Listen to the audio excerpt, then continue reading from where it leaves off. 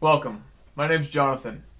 In the last video, I talked about ways to save your marriage, and it was more based on concepts and broader ideas that were pretty basic.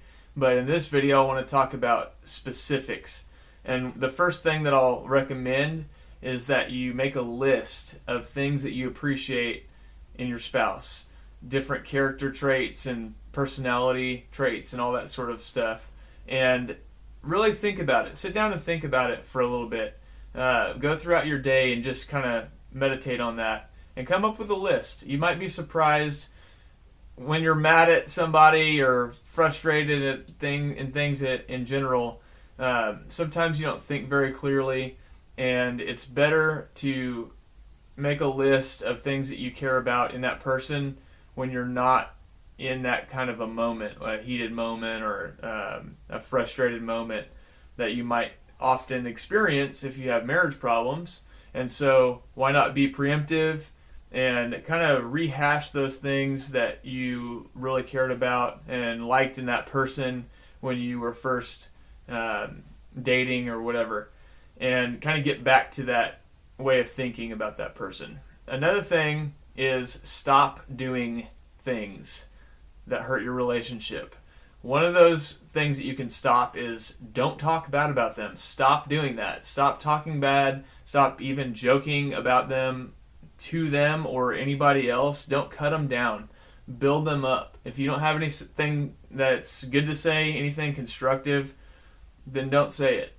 And that's not necessarily the easiest thing, but it's really, really, really important, because that kind of stops the negativity in the relationship. So if you have marriage problems, then getting rid of some things that are detrimental to your marriage that may not seem that big, they can really actually end up helping you out a lot. They can kind of turn the tide. Another thing that you can do is stop wasting time. So stop just spending time doing all kinds of other random activities and going here and there and just not taking time to spend with that person. So then we get to another do. This do is sit down and spend time with that person. You don't have to even talk. You can just hold that person, put your arm around that person, around your spouse, and just be with them. That's a big deal.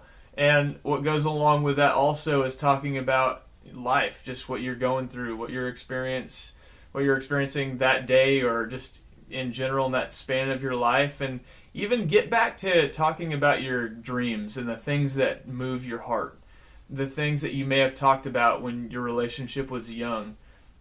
Bring those back out, because that's a good way to focus on your relationship rather than just going through the motions of life. And you get more kind of unity by doing that.